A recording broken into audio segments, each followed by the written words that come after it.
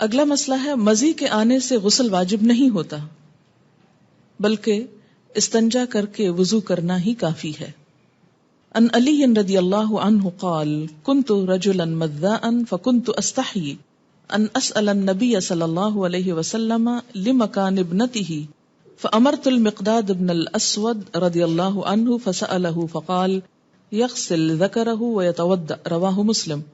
حضرت علی رضی اللہ تعالیٰ عنہ کہتے ہیں کہ مجھے مزی کی شکایت تھی. مزی ہوتا ہے عام حالات میں ویٹ ڈسچارج ہونا. میں نبی صلی اللہ علیہ وسلم سے مسئلہ دریافت کرنے میں شرم محسوس کرتا تھا کیونکہ آپ کی بیٹی میرے نکاح میں تھی.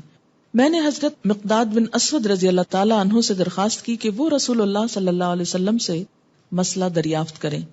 چنانچہ حضرت مقداد رضی اللہ تعالیٰ عنہ نے آپ سے مسئلہ دریافت کیا تو آپ صلی اللہ علیہ وسلم نے فرمایا کہ پیشاب کی جگہ دھو کر وضو کر لیا کرے، اس سے طہارت ہو جاتی ہے. یعنی عام ویٹ ڈسچارج جو ہے اس سے ناپاکی یا جنابت نہیں ہوتی، اس میں نہانا ضروری نہیں ہوتا.